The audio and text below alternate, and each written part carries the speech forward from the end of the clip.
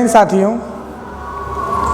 विद्यार्थियों का सवाल था कि यूपी बोर्ड की परीक्षाएं नज़दीक आती जा रही हैं और ऐसे में हम बचे हुए इतने कम समय में फिजिक्स के इतने बड़े सिलेबस को कैसे तैयार करें। इसलिए आज हम जो वीडियो लेकर आए हैं, इन वीडियो में हम उन सवालों के बारे में चर्चा करेंगे जो सवाल यूपी बोर्ड की परीक्षाओं में सबसे ज़्यादा बार पूछे गए हैं और जिनकी परीक्षा में आने की संभावना सबसे ज़्यादा है, ताकि विद्यार्थी कम से कम समय में परीक्षा की अच्छे ढंग से तैयारियां कर सकें। आज हम फिजिक्स के पहले पार्ट के बारे में चर्चा करेंगे कि इस पार्ट से कौन से ऐसे सवाल हैं जो परीक्षाओं में सबसे ज़्यादा पूछे गए हैं और दोबारा परीक्षाओं में इनके पूछे जाने की संभावना है। तो जो हमारा पहला पार्ट है, पहला पार्ट विद्युत आवेश, कूलाम का नियम और वैद्युत क्षेत्र, इनमें जो इम्पोर्टेंट टॉपिक हैं उन टॉपिकों को आज हम कवर करेंगे। इसमें सबसे पहले आता है कि विद्युत आवेश क्या है। तो आप सबको पता है कि अगर हम किन्हीं दो वस्तुओं को आपस में रगड़ें तो उनमें छोटे छोटे कणों को आकर्षित करने का गुण आ जाता है। ये गुण वस्तु में आ क्यों रहा है?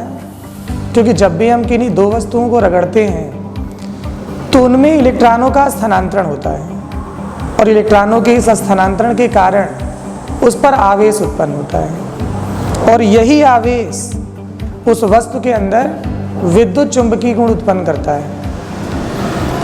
मतलब आवेश है क्या?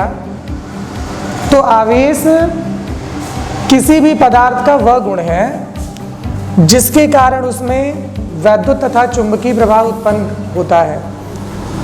मतलब आवेश किसी पदार्थ का वह गुण है जिसके कारण उसमें वैद्युत तथा चुंबकीय प्रभाव उत्पन्न होता है। अब आवेश है कितने प्रकार के? तो आवेश हमारे पास दो प्रकार के हैं, एक धन आवेश और दूसरा ऋण आवेश। जैसा कि अभी आपको बताया गया कि अगर हम वस्तुओं को आपस में रगड़ेंगे तो इलेक्ट्रॉनों का स्थानांतरण होगा। जैसे मान लिया जाए कि कोई वस्तु है जिसमें 5 इलेक्ट्रॉन हैं और आपको भी पता है कि किसी वस्तु में जितने इलेक्ट्रॉन उतने ही प्रोटॉन भी होते हैं। इलेक्ट्रॉनों पे माइनस का चार्ज और प्रोटॉनों पर प्लस का चार्ज। अगर सामान्य स्थिति की बात करें तो सामान्य स्थिति में वस्तु में इलेक्ट्रॉनों और प्रोटॉनों की संख्या समान है।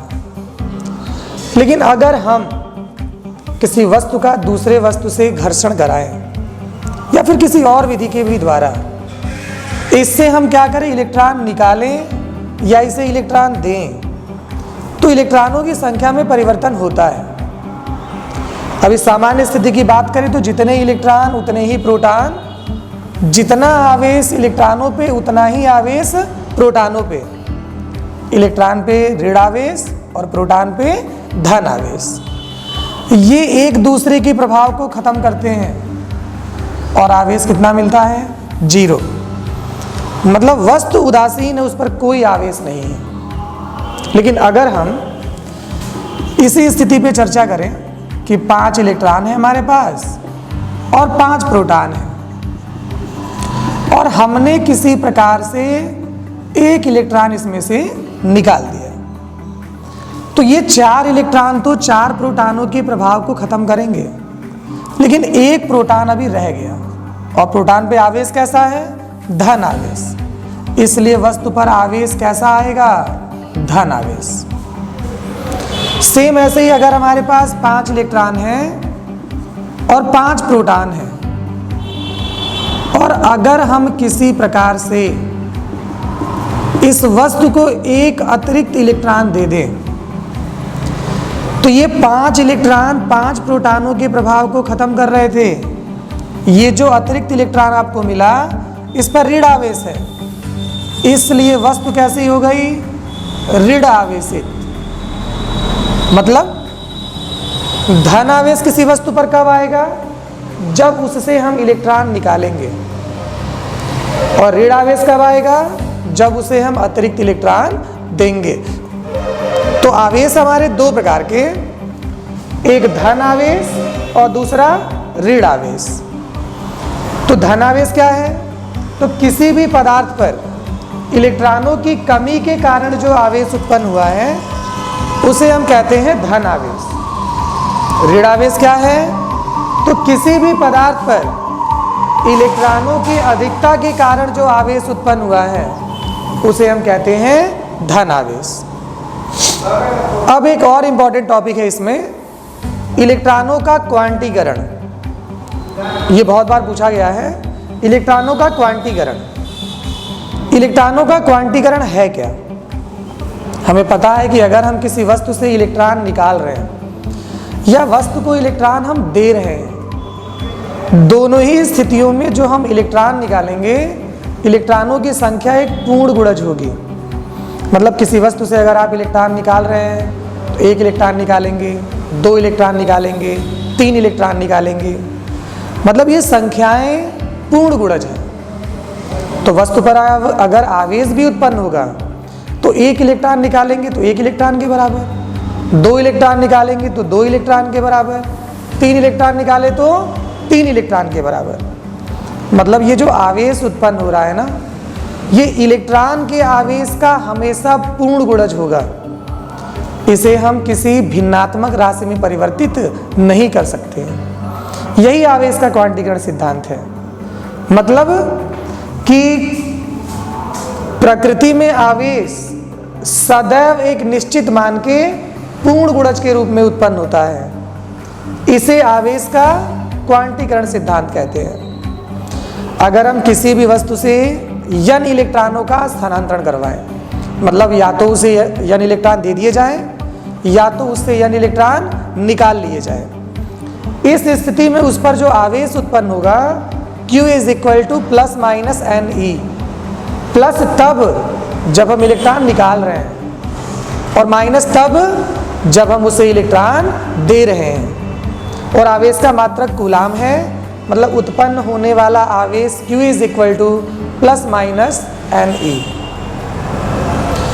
तो ये आवेश का क्वांटीकरण सिद्धांत है। इसके बाद का जो टॉपिक है वो है हमारा कूलाम का नियम।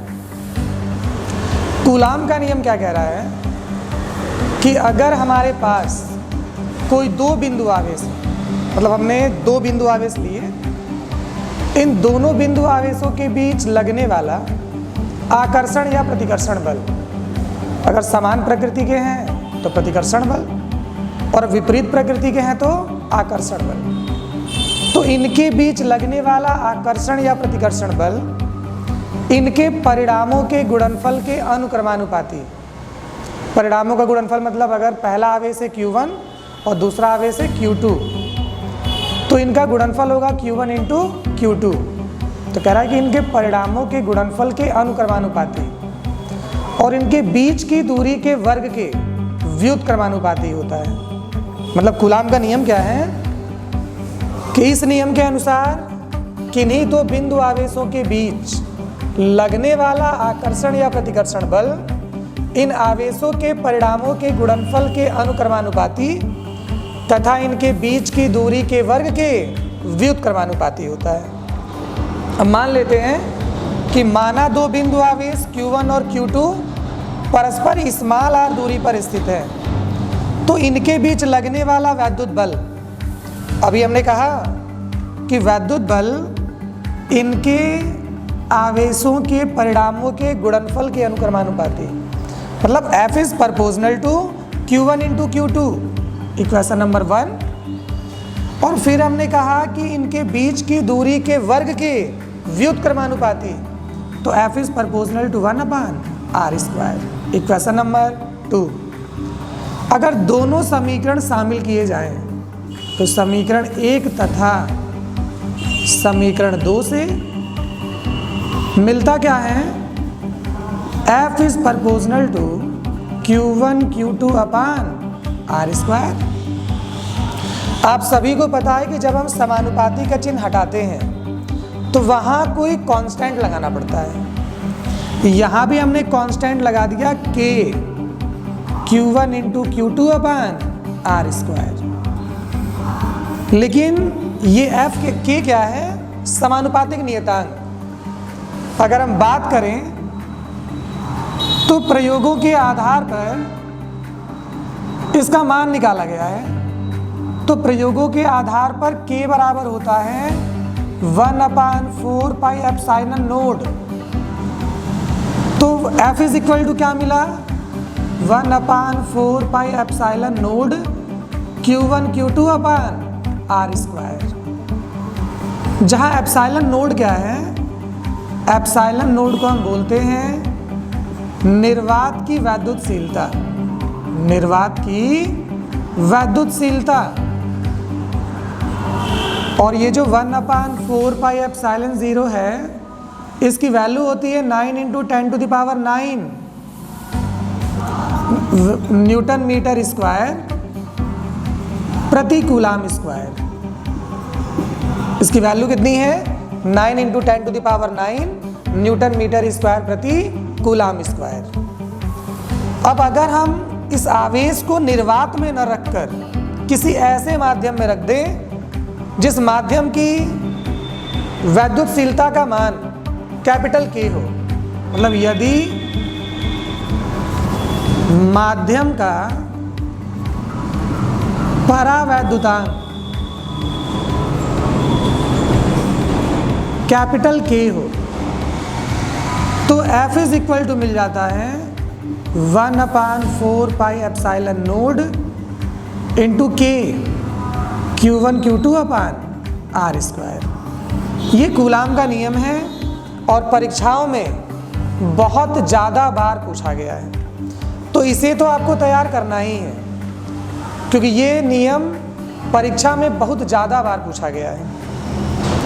अब इसके बाद हम चर्चा करते हैं वैद्युत द्विध्रुव की निरक्षीय स्थिति में वैद्युत क्षेत्र के तीव्रता की। तो निरक्षीय स्थिति में वैद्युत क्षेत्र की तीव्रता की गणना करें तो निरक्षीय स्थिति हमने पहले ही कंफर्म कर दी थी कि निरक्षीय स्थिति क्या है।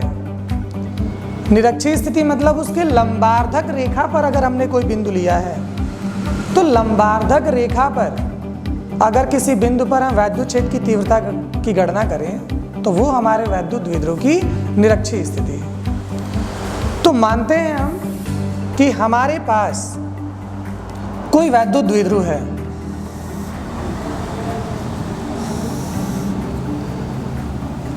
ये वैद्युत द्विध्रुव प्लस Q और माइनस Q आवेशों को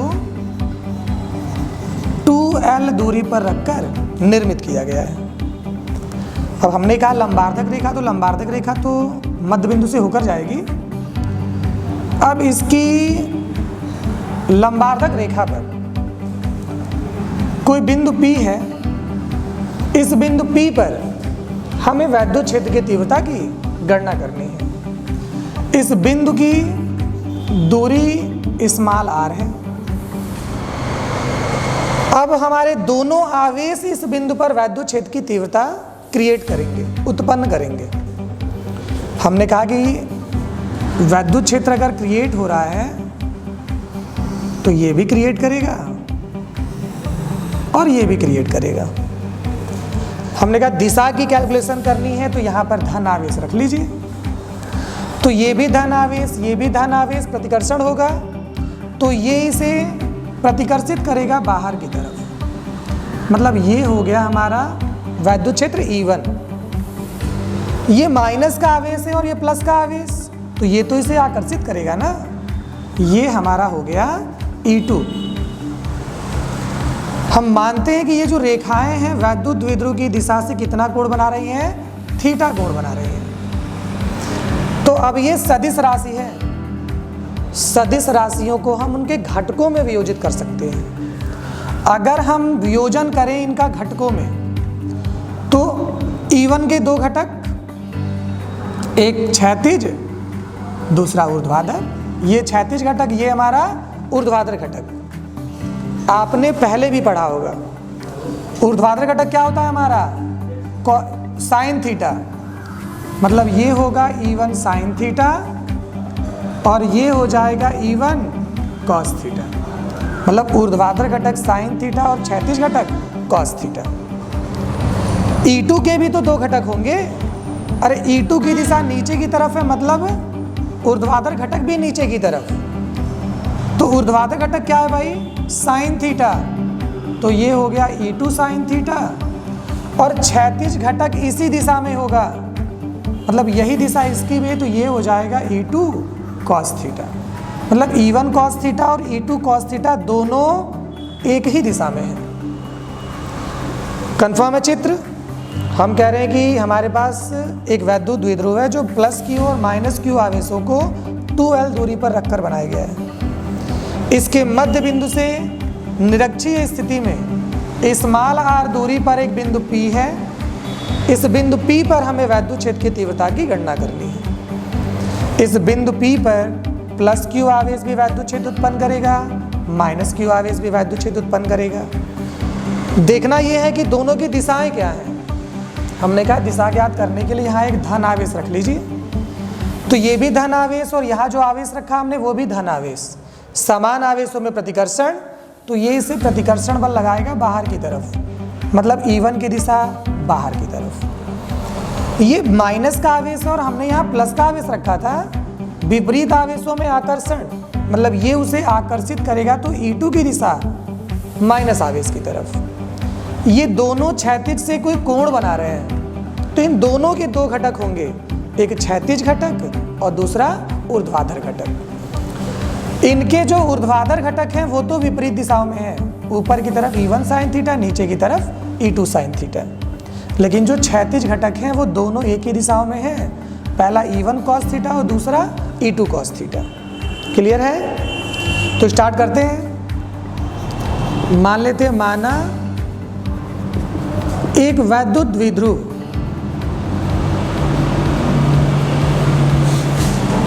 प्लस Q तथा माइनस Q आवेशों को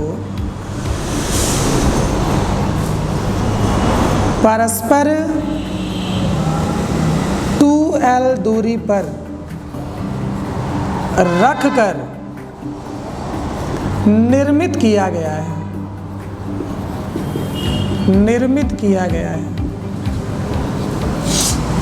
इसके मध्य बिंदु से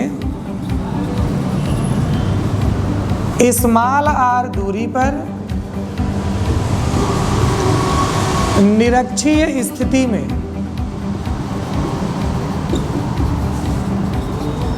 स्थित बिंदु P पर वैद्युत क्षेत्र की तीव्रता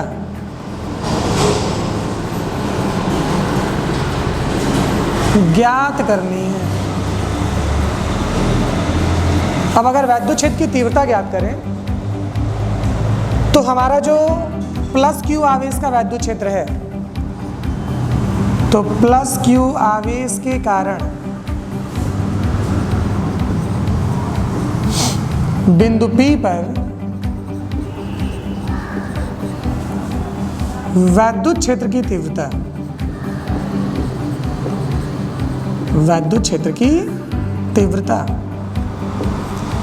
E1 इज इक्वल टू, तो ध्यान से देखिए, हमें दूरी प्लस Q से चाहिए ना। दूरी तो प्लस Q से हमें पता नहीं है कि दूरी कितनी है। ये दूरी R है, ये मध्य बिंदु है, तो मध्य बिंदु दो भागों में डिवाइड करेगा, तो 2L था तो आधी दूरी L और ये भी दूरी L। यहाँ एक समकोण त्रिभुज बन रहा है, ध्यान दें, तो ये एक समकोण त्रिभुज बन रहा है। ये समकोण त्रिभुज का कर्ण है। तो फॉर्मूला आपने पाइथागोरस प्रमेय का पढ़ा था कि कर्ण बराबर अंडर रूट में लंब का वर्ग धन आधार का वर्ग। अरे यही समकोण त्रिभुज तो इधर भी बन रहा है, मतलब ये दूरी भी कितनी हो गई, अंडर रूट में L square plus R square. अब वैल्यू रखें तो E1 बराबर 1/4 पाई एप्सिलॉन 0 Q अपान R स्क्वायर। तो दूरी तो हमारी अंडर रूट में L square plus R square है। वर्क करेंगे, रूट कैंसिल, तो मिलेगा L square plus R square. Same ऐसे ही माइनस Q आवेश के कारण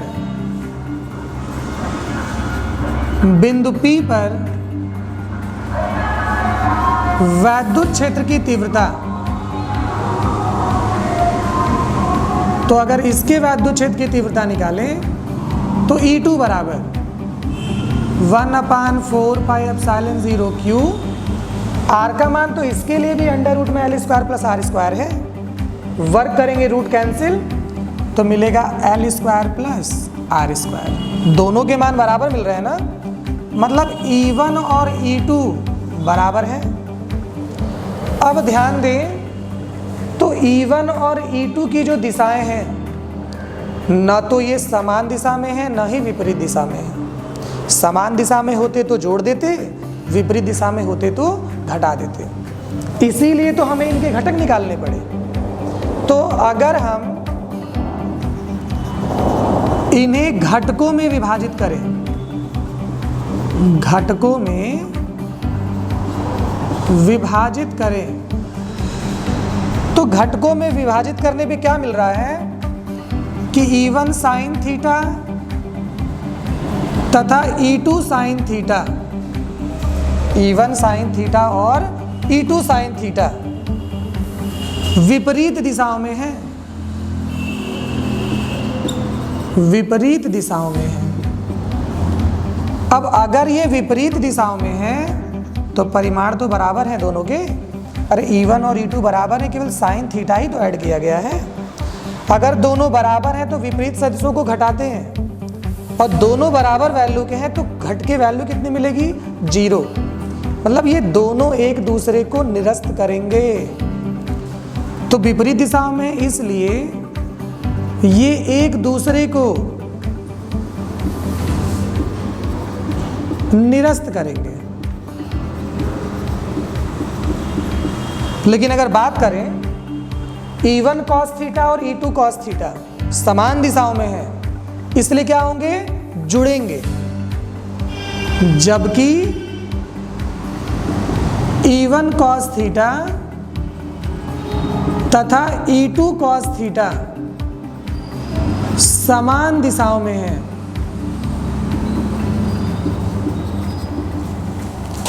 इसलिए जुड़ जाएंगे या फिर जुड़ेंगे।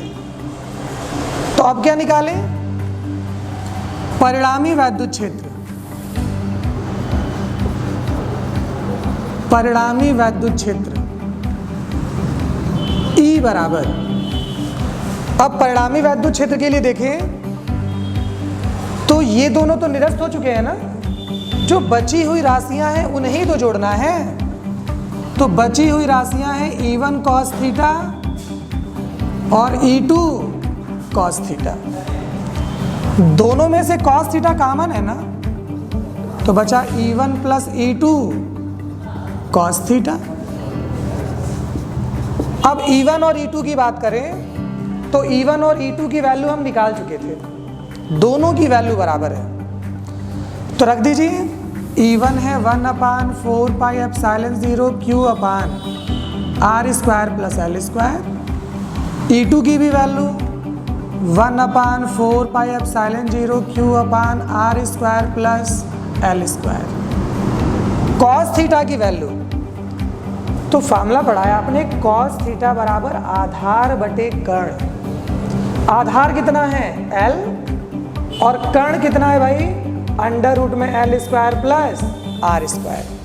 अरे थीटा के सामने वाली भुजा लंब, नीचे वाली भुजा आधार, और बची हुई भुजा कौन है?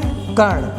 हमने कहा आधार बटे कर्ण, आधार हमारा L और कर्ण हमारा √L² + R²। तो cos थीटा बराबर L/√L² + R²। मान रखें तो E = दोनों समान राशियां हैं, तो 1 धन 1 बराबर 2, तो ये 1/4πε0 2Q/R² + L² into L/√R² + L²। ये E बराबर 1/4πε0 गुणा करें तो 2QL, और ये दोनों समान राशियां हैं ना, समान राशियों का गुणा करते हैं तो घातें जुड़ती हैं। इसकी घात 1 है और इसकी 1/2। अगर 1 में 1/2 जोड़ें तो घात हो जाएगी 3/2। अभी हमने कहा था कि इनको तो हमने अल्प दूरी पर रखा है ना, मतलब L is so less than R, इसलिए L स्क्वायर R स्क्वायर की तुलना में नगण्य होगा। अगर ये नगण्य है तो E is equal to 1/4 pi epsilon 0। 2QL की वैल्यू कितनी है? P मतलब वैद्युत विध्रुव आघूर्ण, तो P/L स्क्वायर नगण्य हो गया तो बचा क्या? R स्क्वायर की पावर 3/2। तो E बराबर 1/4 पाई एप्सिलॉन 0 P/। पढ़ा आपने कि घातों पे घात हो तो घातों का गुणा करते हैं। कह रहे हैं घातों पे घात हो तो घातों का गुणा करते हैं। तो 2 से 2 कैंसिल, बचा कितना? R3, मतलब P is equal to 1/4 pi epsilon 0 P/R3। ये निरक्षीय स्थिति में वैद्युत क्षेत्र की तीव्रता है। अब ध्यान दीजिएगा कि कभी कभी जब न्यूमेरिकल सॉल्व हम करते हैं तो न्यूमेरिकल सॉल्व करते समय हमें अक्षीय स्थिति के वैद्युत क्षेत्र की तीव्रता दी जाती है और निरक्षीय स्थिति के वैद्युत क्षेत्र की तीव्रता की गणना करने के लिए कहा जाता है। लड़कों का दिमाग वहीं घूम जाता है कि ना आवेश दिया है ना दूरी दी है, कैलकुलेशन करें तो कैसे करें। तो अभी जो आपने अक्षीय स्थिति में फार्मूला पढ़ा, E बराबर 1/4 पाई एप्सिलॉन 0 2P/R3, और निरक्षीय स्थिति में क्या मिला? P/R3। मतलब निरक्षीय स्थिति में वैद्युत क्षेत्र की तीव्रता अक्षीय स्थिति में वैद्युत क्षेत्र की तीव्रता की आधी है।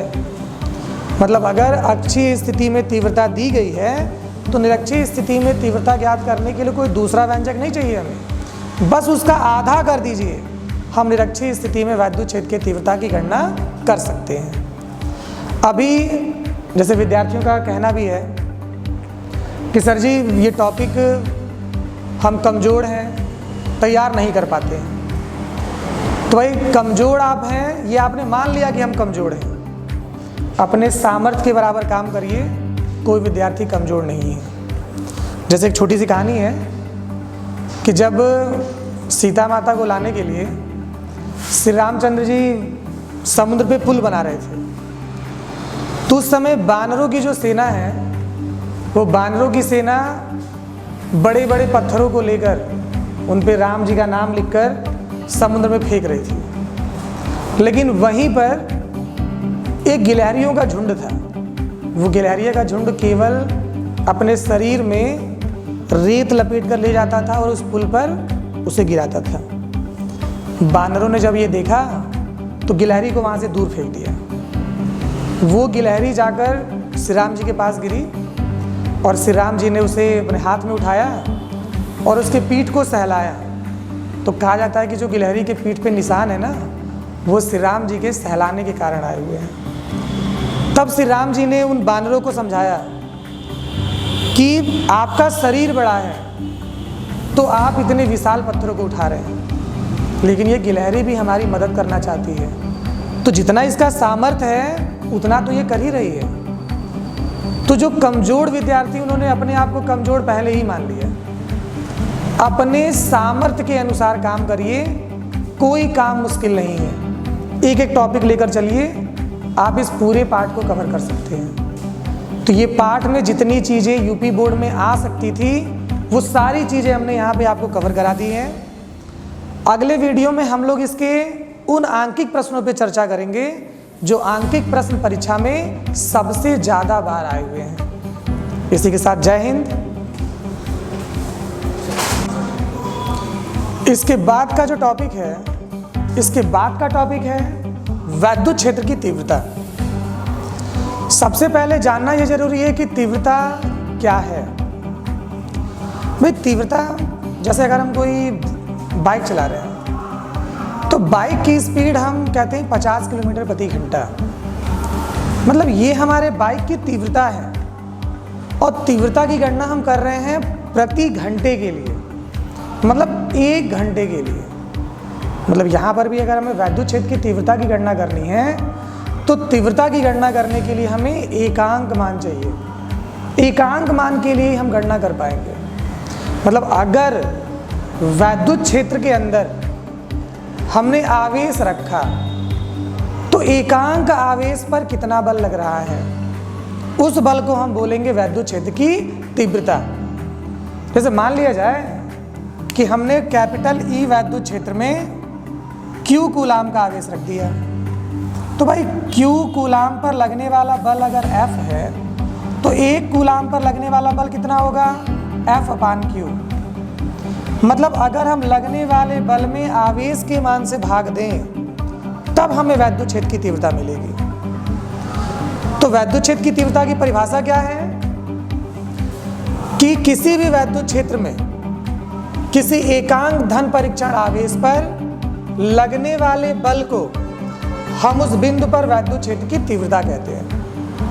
वैद्युत क्षेत्र की तीव्रता को हम कैपिटल E से प्रदर्शित करते हैं। E बराबर होता है F/Q0। अच्छा, अगर बात करें इसके मात्रक की तो मात्रक कोई बता सकता है? देखिए भाई, सिंपल है। अगर इसका मात्रक निकालें तो F का मात्रक क्या है, न्यूटन, और Q का मात्रक क्या है, आवेश है, तो आवेश का मात्रक कूलाम। मतलब इसका मात्रक क्या होगा, न्यूटन प्रति कूलाम। अब हमें वैद्युत क्षेत्र की तीव्रता का व्यंजक चाहिए। तो मान लेते हैं कि हमारे पास किसी बिंदु O पर एक परीक्षण आवेश है स्मॉल q। अब ये आवेश अपने चारों तरफ एक वैद्युत क्षेत्र उत्पन्न करेगा। इस वैद्युत क्षेत्र में इस आवेश से स्मॉल r दूरी पर एक बिंदु P है। इस बिंदु P पर हमें वैद्युत क्षेत्र की तीव्रता की गणना करनी है। हमने अभी कहा कि वैद्युत क्षेत्र की तीव्रता E बराबर F/Q0। मतलब इस बिंदु पर ये आवेश कितना बल लगाएगा और आवेश की निष्पत्ति निकाल दी जाए, मतलब आवेश के मान से भाग दे दिया जाए, तो हमें पता चलेगा कि वैद्युत क्षेत्र की तीव्रता कितनी है।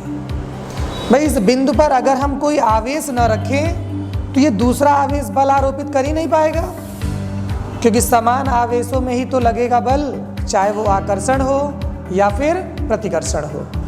तो मान लेते हैं कि यहाँ पर एक आवेश है Q0। अब इस आवेश पर बल कितना लगा, तो बल F is equal to, formula पढ़ा था आपने, 1/4 पाई एप्सिलॉन 0 Q1 Q2। तो Q1 का मान Q और Q2 का मान Q0 बटे r²। तो दूरी r ही है, r²। हमें क्या चाहिए, वैद्युत क्षेत्र की तीव्रता। तो वैद्युत क्षेत्र की तीव्रता E is equal to F/Q0। F की वैल्यू रखें तो 1/4 pi epsilon 0 Q into Q0 बटे r² अपान Q0। Q0 से Q0 कैंसिल, तो E is equal to 1/4 pi epsilon 0 Q upon r²। ये हमारे वैद्युत क्षेत्र की तीव्रता का व्यंजक है। एक बार फिर रिपीट कर दे रहे हैं कि वैद्युत क्षेत्र की तीव्रता का व्यंजक कैसे निकालना है। तो सबसे पहले हमने माना कि एक बिंदु आवेश स्मॉल q किसी बिंदु O पर स्थित है, जिससे स्मॉल r दूरी पर स्थित बिंदु P पर वैद्युत क्षेत्र की तीव्रता की गणना करनी है। तो हमने यहाँ पे माना कि बिंदु O पर हमने एक आवेश रखा है Q, और इसके द्वारा उत्पन्न वैद्युत क्षेत्र में स्मॉल r दूरी पर एक बिंदु P है। इस बिंदु पर हमें वैद्युत क्षेत्र की तीव्रता की गणना करनी है। इसके लिए मान लिया हमने कि यहाँ पर कोई परीक्षण आवेश Q0 रखा हुआ है। अब इस Q0 पर लगने वाला बल कितना है, तो कूलाम के नियम से कैलकुलेशन करेंगे। तो F is equal to 1/4 pi epsilon 0 Q into Q0 upon r²। हमें वैद्युत क्षेत्र की तीव्रता चाहिए, तो वैद्युत क्षेत्र की तीव्रता E is equal to 1/f upon Q0। तो E is equal to F की वैल्यू रखिए, F की वैल्यू है 1/4πε0 Q0 अपान r²। हमने यहाँ वैल्यू रख दी, तो E is equal to 1/4πε0 Q into Q0 upon r² upon Q0। तो Q0 से Q0 कैंसिल, मिलता है E is equal to 1/4πε0 Q upon r²। तो ये हमारे वैद्युत क्षेत्र की तीव्रता है। जो अगला टॉपिक है, हमारा वैद्युत द्विध्रुव। नाम से ही पता चल रहा है, हमने कहा वैद्युत द्विध्रुव मतलब यहाँ पर क्या होने चाहिए, दो ध्रुव होने चाहिए। हमारे जो दोनों ध्रुव हैं, जैसे चुंबक की बात करें तो चुंबक में दो ध्रुव, एक उत्तरी ध्रुव और दूसरा दक्षिणी ध्रुव। हमेशा दोनों की प्रकृति विपरीत होती है, तो हमारे वैद्युत द्विध्रुव में भी दो ध्रुव होंगे और दोनों की प्रकृति विपरीत होगी। हमने कहा है वैद्युत द्विध्रुव, तो वैद्युत में आवेश तो दो ही प्रकृति के हैं, एक धन आवेश और दूसरा ऋण आवेश। मतलब अगर हम विपरीत प्रकृति के दो आवेशों को, मतलब एक हमारा पॉजिटिव है तो दूसरा हमारा नेगेटिव है, अगर हम इन विपरीत प्रकृति के दो आवेशों को, लेकिन खासियत है इनकी कि परिमाण बराबर होना चाहिए, तो एक अगर हमारा प्लस Q तो दूसरा हमारा माइनस Q। तो अगर हम इन विपरीत प्रकृति के दो आवेशों को एक दूसरे से अल्प दूरी पर रखें, मान लेते दूरी 2L है, अगर हम अल्प दूरी पर रखें तो ये जो व्यवस्था हमें प्राप्त हो रही है, इस व्यवस्था को हम कहते हैं वैद्युत द्विध्रुव। समझ रहे हैं कि यदि हम परिमाण में समान, पहले का भी परिमाण Q है, दूसरे का भी परिमाण Q है, लेकिन विपरीत प्रकृति के, एक पॉजिटिव है तो दूसरा निगेटिव है, तो अगर हम परिमाण में समान किंतु विपरीत प्रकृति के दो आवेशों को एक दूसरे से अल्प दूरी पर रखें, तो इस प्राप्त व्यवस्था को हम कहते हैं वैद्युत द्विध्रुव। मतलब वैद्युत द्विध्रुव की परिभाषा क्या है कि परिमाण में समान किंतु विपरीत प्रकृति के दो आवेशों को एक दूसरे से अल्प दूरी पर रखने से प्राप्त युक्ति को हम वैद्युत द्विध्रुव कहते हैं। इसके बाद है वैद्युत द्विध्रुव आघूर्ण। ये वैद्युत द्विध्रुव आघूर्ण क्या है, थोड़ा समझ लिया जाए। आपने पहले पढ़ा है 11th में बल आघूर्ण। तो बल आघूर्ण में आपने कहा कि बल गुणे बल से क्रिया रेखा की दूरी, मतलब हम बल में क्या कर रहे हैं, दूरी से गुणा कर रहे हैं। यहां पर हम कह रहे हैं वैद्युत द्विध्रुव आघूर्ण। तो वैद्युत द्विध्रुव की रचना तो हमने आवेशों से की है ना, मतलब अगर आवेश में दूरी से गुणा कर दें तो हमें वैद्युत द्विध्रुव आघूर्ण मिल जाएगा।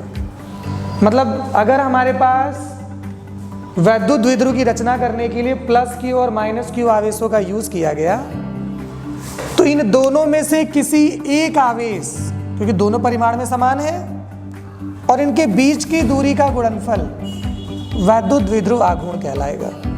वैद्युत द्विध्रुव आघूर्ण को हम P से प्रदर्शित करते हैं, तो P बराबर Q इंटू 2L, या P बराबर क्या मिला 2QL। ये वैद्युत द्विध्रुव आघूर्ण है। मतलब डेफिनेशन कंफर्म हो रही है कि वैद्युत द्विध्रुव आघूर्ण क्या है। तो वैद्युत द्विध्रुव आघूर्ण मतलब वैद्युत द्विध्रुव के किसी एक आवेश और दोनों आवेशों के बीच की दूरी का गुणनफल। फिर कह रहे हैं वैद्युत द्विध्रुव के किसी एक आवेश और दोनों आवेशों के बीच की दूरी का गुणनफल वैद्युत द्विध्रुव आघूर्ण कहलाता है। अगर वैद्युत द्विध्रुव आघूर्ण के लिए व्यंजक चाहिए तो मान लेते हैं कि माना समान परिमाण स्मॉल q तथा विपरीत प्रकृति के दो आवेश एक दूसरे से 2L दूरी पर रखकर हमने एक वैद्युत द्विध्रुव की रचना की है। मतलब हमारे पास एक वैद्युत द्विध्रुव है, इस वैद्युत द्विध्रुव का एक आवेश है प्लस Q, दूसरा आवेश है माइनस Q। इन्हें हमने सूक्ष्म दूरी 2l पर रखा हुआ है। हमने कहा वैद्युत द्विध्रुव आघूर्ण बराबर कोई एक आवेश, हमने ले लिया Q, क्योंकि दोनों आवेशों के परिमाण तो Q ही हैं और इनके बीच की दूरी 2l है। इस गुणनफल को हम कहेंगे वैद्युत द्विध्रुव आघूर्ण। तो वैद्युत द्विध्रुव आघूर्ण P बराबर 2QL। कन्फर्म? अच्छा, अगर इसके मात्रक की बात करें तो मात्रक क्या हो जाएगा? मात्रक बताइए।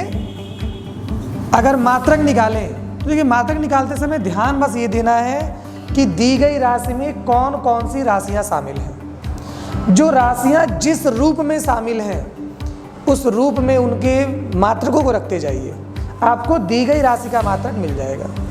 जैसे यहाँ चलें तो 2 तो कांस्टेंट है, Q और L दो राशियों के गुणनफल से ये बना है। तो Q हमारा आवेश और L हमारी लंबाई। आवेश का मात्रक क्या है? कूलाम, और L लंबाई है, लंबाई का मात्रक मीटर। मतलब इसका मात्रक क्या हुआ? Coulomb metre. ये हमारा वैद्युत द्विध्रुव आघूर्ण है। समझ में आ रहा है सबको? अब इसके बाद इस पाठ का जो सबसे इम्पॉर्टेंट टॉपिक है, जो परीक्षाओं में बहुत ज़्यादा पूछा जाता है, वो है हमारे वैद्युत द्विध्रुव के कारण किसी बिंदु पर वैद्युत क्षेत्र की तीव्रता। ये सबसे इम्पॉर्टेंट टॉपिक है। इस टॉपिक को हम एक एक लाइन चल रहे हैं, कहीं कन्फ्यूज़न ना रहे, क्योंकि यहाँ वैद्युत द्विध्रुव की वैद्युत क्षेत्र की तीव्रता परीक्षाओं में हमेशा पूछी जाती है। हमारे वैद्युत द्विध्रुव के लिए वैद्युत क्षेत्र की तीव्रता की 2 स्थितियाँ होती हैं। एक स्थिति होती है अक्षीय स्थिति और दूसरी होती है निरक्षीय स्थिति। अक्षीय स्थिति क्या है कि अगर हमारे पास कोई वैद्युत द्विध्रुव है तो इस वैद्युत द्विध्रुव का अक्ष कौन है? यही है ना। मतलब इस अक्ष को मिलाने वाली रेखा पर अगर हम कोई बिंदु ले लें और इस बिंदु पर हम वैद्युत क्षेत्र की तीव्रता निकालें तो इसे हम कहते हैं अक्षीय स्थिति। निरक्षीय स्थिति क्या है? तो ये जो हमारा वैद्युत द्विध्रुव है, इस वैद्युत द्विध्रुव की लंबार्धक रेखा खींची जाए, लंबार्धक रेखा खींचे और इस लंबार्धक रेखा के किसी बिंदु पर वैद्युत क्षेत्र की तीव्रता ज्ञात करें तो इसे हम कहते हैं निरक्षीय स्थिति। तो अक्षीय और निरक्षीय स्थिति पहले कंफर्म कर लीजिए।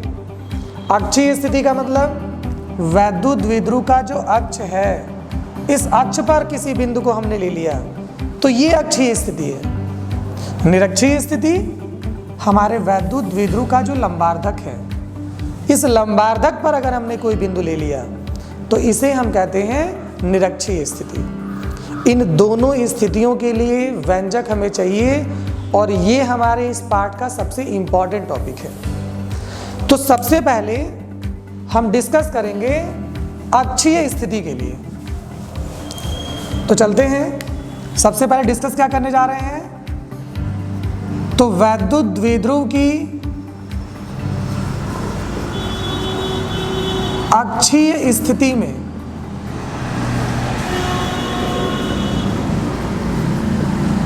वैद्युत क्षेत्र की तीव्रता, वैद्युत क्षेत्र की तीव्रता। अब एक एक टॉपिक ध्यान से देखते जाइए, बहुत ही आसान है, बस थोड़ा सा ध्यान देने की जरूरत है। देखा जाए तो सबसे पहले हम मान लेते हैं कि हमारे पास एक वैद्युत द्विध्रुव है। ये वैद्युत द्विध्रुव प्लस Q और माइनस Q आवेशों को अल्प दूरी 2l पर रखकर निर्मित किया गया है। अब इसके अक्षीय स्थिति में कोई बिंदु P है, इस बिंदु P पर हमें वैद्युत क्षेत्र की तीव्रता की गणना करनी है।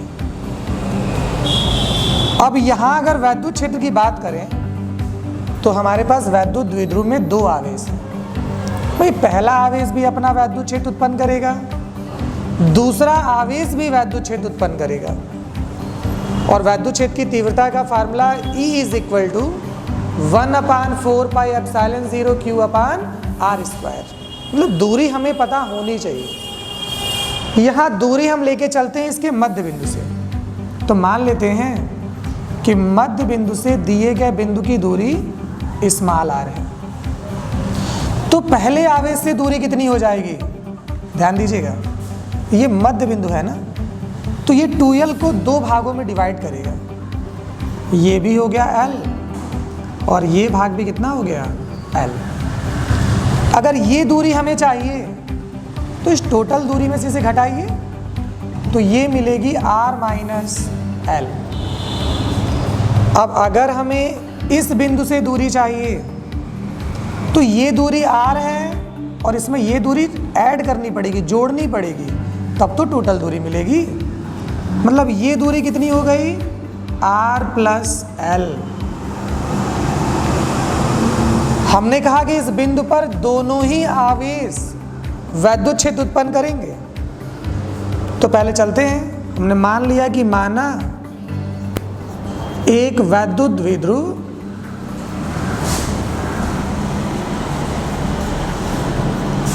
प्लस Q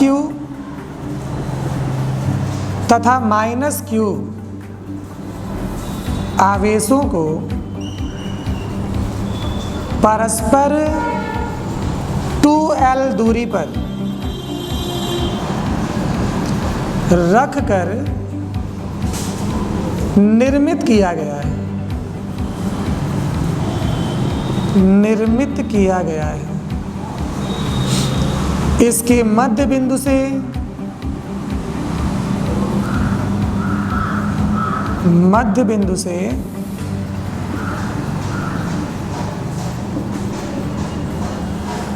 स्मॉल r दूरी पर अक्षीय स्थिति में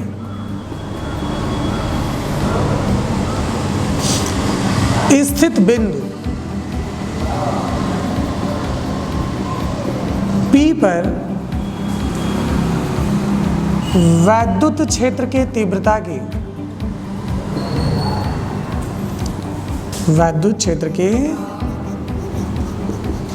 की गणना करनी है। तो अगर वैद्युत क्षेत्र की तीव्रता की गणना करें तो वैद्युत क्षेत्र तो प्लस Q ने भी उत्पन्न किया, माइनस Q ने भी उत्पन्न किया। तो प्लस Q आवेश के कारण बिंदु P पर उत्पन्न वैद्युत क्षेत्र एक सदिश राशि है। यह आवेश के चिन्ह से कोई मतलब नहीं है, मतलब होगा तो दिशा से। तो E1 इज इक्वल टू 1/4πε0, हमने कहा Q/r²। तो परिमाण तो इसका Q ही है, दूरी कितनी है r माइनस l, तो r माइनस l का होल स्क्वायर। अब अगर माइनस Q आवेश के कारण बिंदु P पर उत्पन्न वैद्युत क्षेत्र निकालें तो उत्पन्न वैद्युत क्षेत्र E2 बराबर 1/4πε0 Q/r²। अब r की वैल्यू कितनी है माइनस Q से, r प्लस l है, तो r प्लस l का होल स्क्वायर। हमने अभी कहा कि वैद्युत क्षेत्र की तीव्रता सदिश राशि है, दिशा का ध्यान रखना है। सबसे आसान तरीका है दिशा ज्ञात करने का कि जिस बिंदु पर आप वैद्युत क्षेत्र की तीव्रता निकालने जा रहे हो, मान लीजिए कि वहां पर हमने एक धन परीक्षण आवेश रखा हुआ है। धन परीक्षण आवेश पर जिस दिशा में बल लगेगा वही हमारे वैद्युत क्षेत्र की दिशा होगी। तो अगर बात करें प्लस क्यू आवेश की, तो भाई समान आवेशों में प्रतिकर्षण, मतलब ये इस पर बाहर की ओर बल लगाएगा, प्रतिकर्षित करेगा तो मतलब अपने से दूर हटाएगा, मतलब वैद्युत क्षेत्र किस दिशा में हो गया, बाहर की ओर। लेकिन अगर बात करें माइनस वाले आवेश की, तो ये माइनस और ये प्लस समान आवेश, विपरीत आवेश है ना, तो विपरीत आवेशों में तो आकर्षण होता है, मतलब ये आवेश इस आवेश को अपनी ओर आकर्षित करना चाहेगा, मतलब इसके वैद्युत क्षेत्र की दिशा किधर हो गई, अंदर की ओर। मतलब दोनों के वैद्युत क्षेत्र विपरीत दिशाओं में हैं और सबको मालूम है कि विपरीत सदिश घटाए जाते हैं, हम समान सदिशों को जोड़ते हैं, विपरीत सदिश हम क्या करेंगे, घटाएंगे। अब सवाल ये है कि भाई घटाते समय E1 में से E2 घटाएं कि E2 में से E1 घटाएं, तो हमेशा बड़े परिमाण वाली राशि में से छोटे परिमाण वाली राशि घटाते हैं। तो यहाँ पे देखा जाए कि E1 परिमाण में बड़ा है कि E2 परिमाण में बड़ा है। तो हमने अभी कहा था ना कि हमारा लगने वाला बल, या वैद्युत क्षेत्र की बात करें तो वैद्युत क्षेत्र की तीव्रता E बराबर 1/4 पाई एप्सिलॉन 0 Q/r², मतलब E is proportional to 1/r²। मतलब दूरी बढ़ेगी तो E घटेगा और दूरी घटेगी तो E बढ़ेगा। मतलब जिसके लिए दूरी कम है वो परिमाण में ज़्यादा है और जिसके लिए दूरी ज़्यादा है वो परिमाण में कम है। तो दूरी किसकी कम है बिंदु से, इस बिंदु से प्लस Q की दूरी कम है, मतलब E1 ज़्यादा है, और इस बिंदु से माइनस Q की दूरी ज़्यादा है, मतलब E2 कम है। मतलब अगर हम परिणामी वैद्युत क्षेत्र निकालें तो हमें E1 में से E2 घटाना पड़ेगा। सबको क्लियर है ना कि जिसकी दूरी कम उसका परिमाण ज़्यादा और जिसकी दूरी ज़्यादा उसका परिमाण कम, मतलब प्लस Q का वैद्युत क्षेत्र ज़्यादा है और माइनस Q का वैद्युत क्षेत्र कम है। तो हम निकालते हैं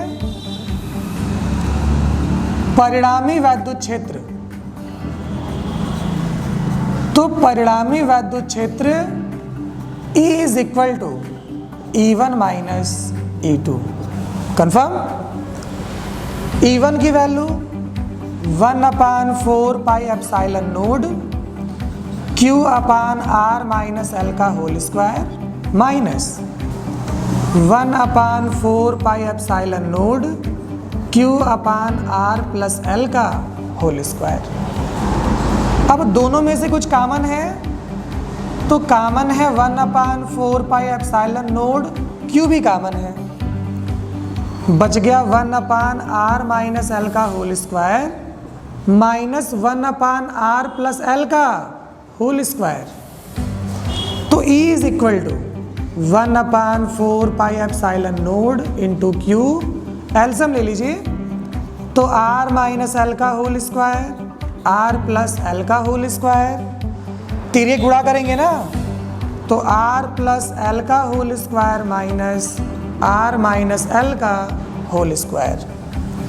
फार्मूला में तोड़िए तो 1/4 पाई एप्सिलॉन नोड Q, प्रसार करें इसका तो R square plus L square plus 2RL, अरे A प्लस बी का whole square, A square plus B square plus 2AB minus R square plus L square minus 2RL, अरे A minus B का whole square ना, A square plus B square minus 2AB, नीचे बचा R minus L into R plus L का whole square, दोनों का square था, whole square कर दिया हमने।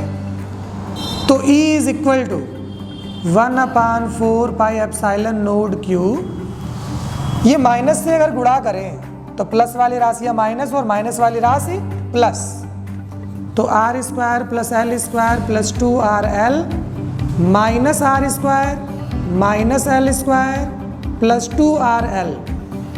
और नीचे थोड़ा ध्यान दें तो आपने फार्मूला पढ़ा था ना एक ब्रैकेट में a माइनस बी, दूसरे में a plus B, A square minus B square, तो हो जाएगा R square minus L square का होल स्क्वायर। ऊपर कुछ राशियाँ कट रही हैं, आर स्क्वायर से आर स्क्वायर, एल स्क्वायर से एल स्क्वायर।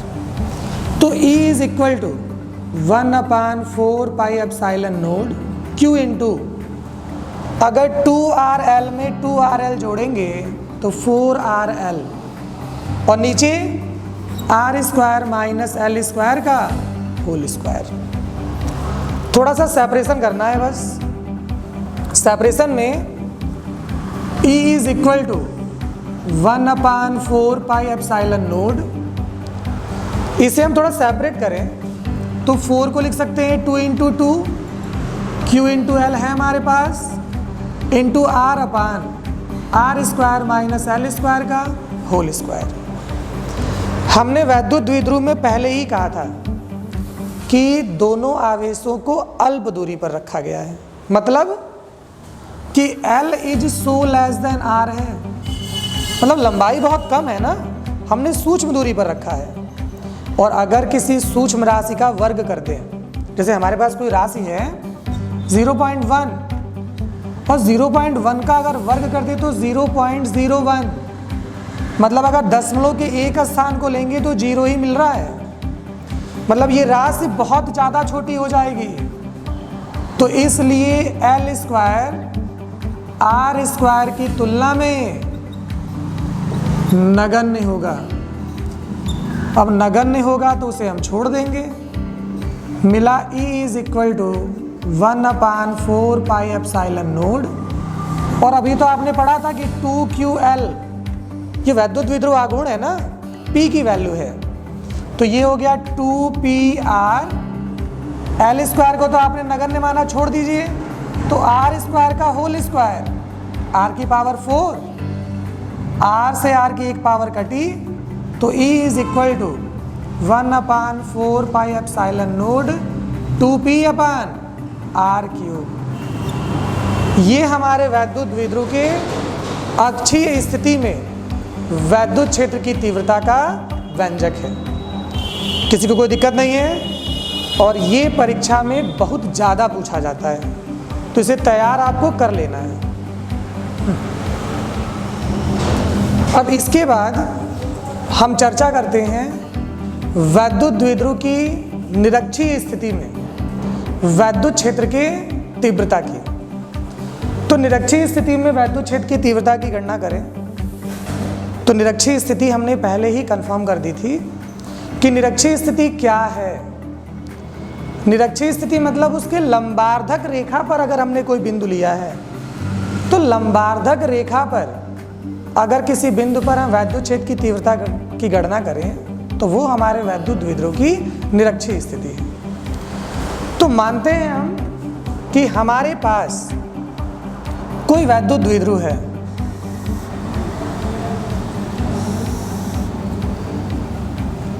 ये वैद्युत द्विध्रुव प्लस Q और माइनस Q आवेशों को 2L दूरी पर रखकर निर्मित किया गया है। अब हमने कहा लंबार्धक रेखा, तो लंबार्धक रेखा तो मध्य बिंदु से होकर जाएगी। अब इसकी लंबार्धक रेखा पर कोई बिंदु P है, इस बिंदु P पर हमें वैद्युत क्षेत्र की तीव्रता की गणना करनी है। इस बिंदु की दूरी स्मॉल r है। अब हमारे दोनों आवेश इस बिंदु पर वैद्युत क्षेत्र की तीव्रता क्रिएट करेंगे, उत्पन्न करेंगे। हमने कहा कि वैद्युत क्षेत्र अगर क्रिएट हो रहा है तो ये भी क्रिएट करेगा और ये भी क्रिएट करेगा। हमने कहा दिशा की कैलकुलेशन करनी है तो यहाँ पर धन आवेश रख लीजिए, तो ये भी धन आवेश, ये भी धन आवेश, प्रतिकर्षण होगा तो ये इसे प्रतिकर्षित करेगा बाहर की तरफ। मतलब ये हो गया हमारा वैद्युत क्षेत्र E1। ये माइनस का आवेश है और ये प्लस का आवेश, तो ये तो इसे आकर्षित करेगा ना। ये हमारा हो गया E2। हम मानते हैं कि ये जो रेखाएं हैं वैद्युत द्विध्रुव की दिशा से कितना कोण बना रही हैं, थीटा कोण बना रही हैं।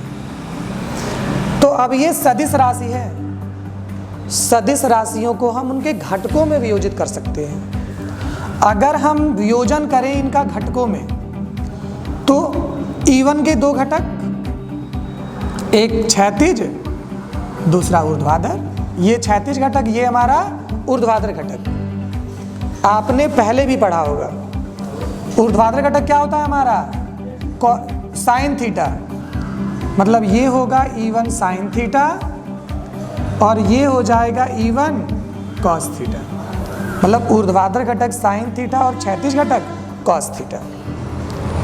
E2 के भी तो दो घटक होंगे, अरे E2 की दिशा नीचे की तरफ है, मतलब ऊर्ध्वाधर घटक भी नीचे की तरफ, तो ऊर्ध्वाधर घटक क्या है भाई, साइन थीटा, तो ये हो गया E2 साइन थीटा और क्षैतिज घटक इसी दिशा में होगा, मतलब यही दिशा इसकी भी है, तो ये हो जाएगा E2 कॉस थीटा, मतलब E1 कॉस थीटा और E2 कॉस थीटा दोनों एक ही दिशा में है। कंफर्म है चित्र। हम कह रहे हैं कि हमारे पास एक वैद्युत द्विध्रुव है जो प्लस Q और माइनस Q आवेशों को 2L दूरी पर रखकर बनाया गया है। इसके मध्य बिंदु से निरक्षीय स्थिति में स्मॉल r दूरी पर एक बिंदु P है। इस बिंदु P पर हमें वैद्युत क्षेत्र की तीव्रता की गणना करनी है। इस बिंदु P पर प्लस Q आवेश भी वैद्युत क्षेत्र उत्पन्न करेगा, माइनस Q आवेश भी वैद्युत क्षेत्र उत्पन्न करेगा। देखना यह है कि दोनों की दिशाएं क्या हैं।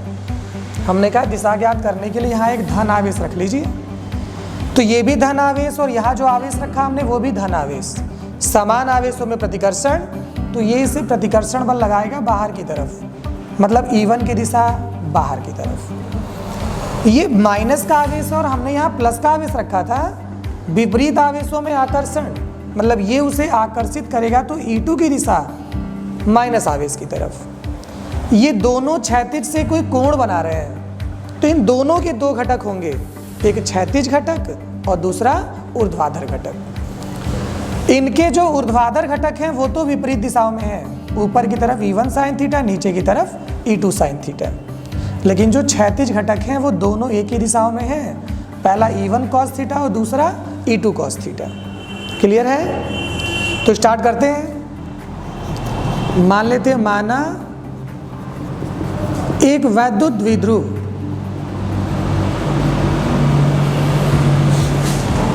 प्लस Q तथा माइनस Q आवेशों को परस्पर 2L दूरी पर रखकर निर्मित किया गया है,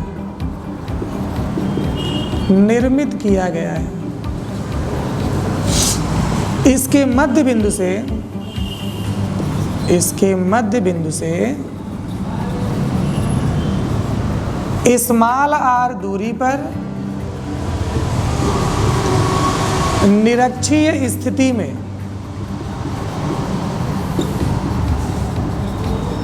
स्थित बिंदु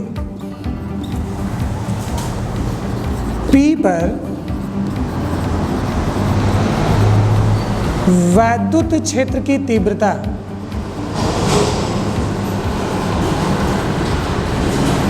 ज्ञात करनी है।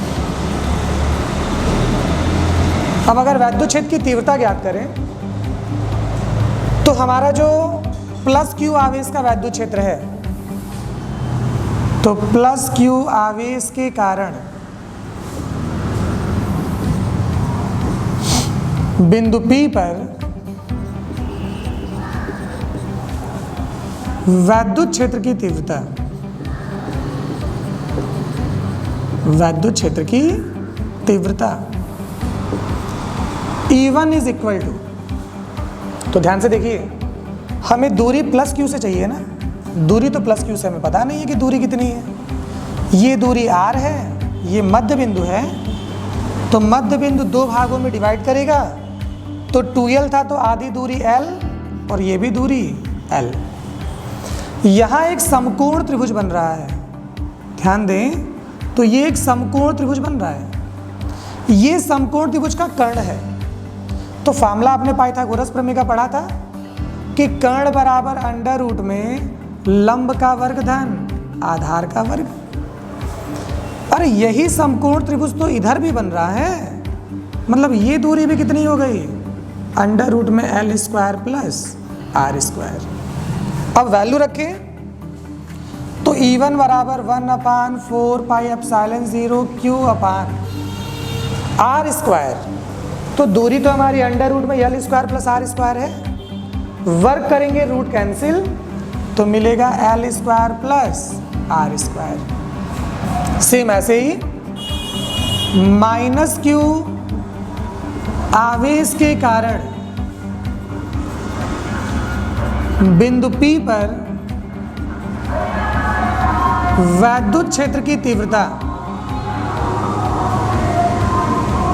तो अगर इसके वैद्युत क्षेत्र की तीव्रता निकालें तो E2 बराबर 1/4πε0 Q, आर का मान तो इसके लिए भी अंडर रूट में L square plus R square है, वर्क करेंगे रूट कैंसिल तो मिलेगा L square plus R square. दोनों के मान बराबर मिल रहे हैं ना, मतलब E1 और E2 बराबर है। अब ध्यान दें तो E1 और E2 की जो दिशाएं हैं, न तो ये समान दिशा में है न ही विपरीत दिशा में है। समान दिशा में होते तो जोड़ देते, विपरीत दिशा में होते तो घटा देते, इसीलिए तो हमें इनके घटक निकालने पड़े। तो अगर हम इन्हें घटकों में विभाजित करें, घटकों में विभाजित करें तो घटकों में विभाजित करने पे क्या मिल रहा है कि E1 साइन थीटा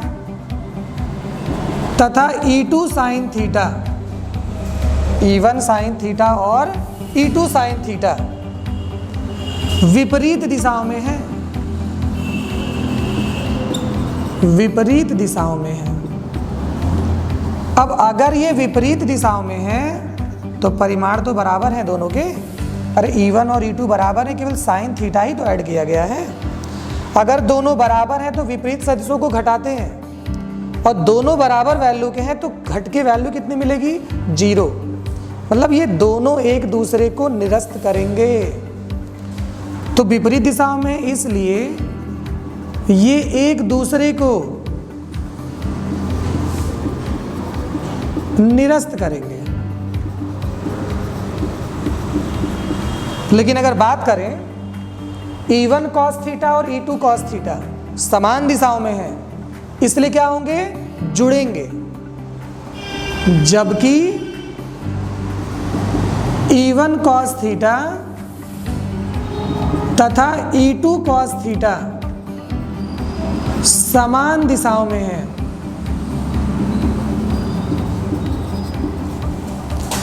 इसलिए जुड़ जाएंगे या फिर जुड़ेंगे। तो अब क्या निकालें, परिणामी वैद्युत क्षेत्र, परिणामी वैद्युत क्षेत्र E बराबर। अब परिणामी वैद्युत क्षेत्र के लिए देखें तो ये दोनों तो निरस्त हो चुके हैं ना, जो बची हुई राशियां हैं उन्हें तो जोड़ना है। तो बची हुई राशियां हैं E1 cos थीटा और E2 cos थीटा। दोनों में से cos थीटा कॉमन है ना, तो बचा E1 plus E2 cos theta. अब E1 और E2 की बात करें तो E1 और E2 की वैल्यू हम निकाल चुके थे, दोनों की वैल्यू बराबर है। तो रख दीजिए, E1 है 1/4πε0 Q upon R square plus L square. E2 की भी value 1/4πε0 Q upon R square plus L square. Cos theta की वैल्यू तो फार्मूला पढ़ाया आपने, कॉस थीटा बराबर आधार बटे कर्ण। आधार कितना है, L, और कर्ण कितना है भाई, अंडर रूट में L square plus R square. अरे थीटा के सामने वाली भुजा लंब, नीचे वाली भुजा आधार, और बची हुई भुजा कौन है, कर्ण। हमने कहा आधार बटे कर्ण। आधार हमारा L, और कर्ण हमारा अंडर रूट में L square plus R square. तो कॉस थीटा बराबर एल अपान अंडर रूट में L square plus R square. मान रखें तो E इज इक्वल टू, दोनों समान राशियां हैं तो 1 धन 1 बराबर 2, तो ये 1 upon 4 pi epsilon 0 2q upon R square plus L square into L upon under root में R square plus L square. ये E बराबर 1 अपान 4 पाई एप्सिलॉन 0 गुणा करें तो 2ql, और ये दोनों समान राशियां हैं ना, समान राशियों का गुणा करते हैं तो घातें जुड़ती हैं। इसकी घात 1 है और इसकी 1/2। अगर 1 में 1/2 जोड़ें तो घात हो जाएगी 3/2। अभी हमने कहा था कि इनको तो हमने अल्प दूरी पर रखा है ना, मतलब L is so less than R, इसलिए L स्क्वायर R स्क्वायर की तुलना में नगण्य होगा। अगर ये नगण्य है तो E is equal to 1 upon 4 pi epsilon 0। 2ql की वैल्यू कितनी है? P मतलब वैद्युत विध्रुव आघूर्ण, तो P अपान L स्क्वायर नगण्य हो गया तो बचा क्या? R स्क्वायर की पावर 3/2। तो E बराबर 1 अपान 4 पाई एप्सिलॉन 0 P अपान, पढ़ा आपने कि घातों पे घात हो तो घातों का गुणा करते हैं। कह रहे हैं घातों पे घात हो तो घातों का गुणा करते हैं। तो 2 से 2 कैंसिल, बचा कितना? R3, मतलब P is equal to 1 upon 4 pi epsilon 0 P upon R3। ये निरक्षीय स्थिति में वैद्युत क्षेत्र की तीव्रता है। अब ध्यान दीजिएगा कि कभी कभी जब न्यूमेरिकल सॉल्व हम करते हैं तो न्यूमेरिकल सॉल्व करते समय हमें अक्षीय स्थिति के वैद्युत क्षेत्र की तीव्रता दी जाती है और निरक्षीय स्थिति के वैद्युत क्षेत्र की तीव्रता की गणना करने के लिए कहा जाता है। लड़कों का दिमाग वहीं घूम जाता है कि ना आवेश दिया है ना दूरी दी है, कैलकुलेशन करें तो कैसे करें। तो अभी जो आपने अक्षीय स्थिति में फार्मूला पढ़ा, E बराबर 1 अपान 4 पाई एप्सिलॉन 0 2P अपान R3, और निरक्षीय स्थिति में क्या मिला? P अपान R3, मतलब निरक्षीय स्थिति में वैद्युत क्षेत्र की तीव्रता अक्षीय स्थिति में वैद्युत क्षेत्र की तीव्रता की आधी है। मतलब अगर अक्षीय स्थिति में तीव्रता दी गई है तो निरक्षीय स्थिति में तीव्रता ज्ञात करने के लिए कोई दूसरा व्यंजक नहीं चाहिए हमें, बस उसका आधा कर दीजिए, हम निरक्षीय स्थिति में वैद्युत क्षेत्र की तीव्रता की गणना कर सकते हैं। अभी जैसे विद्यार्थियों का कहना भी है कि सर जी ये टॉपिक हम कमज़ोर हैं, तैयार नहीं कर पाते हैं।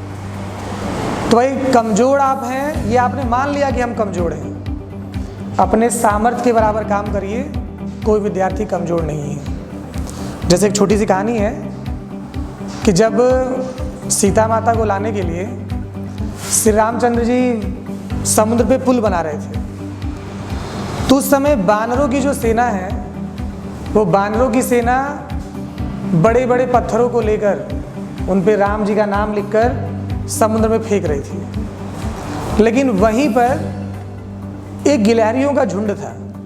वो गिलहरियों का झुंड केवल अपने शरीर में रेत लपेट कर ले जाता था और उस पुल पर उसे गिराता था।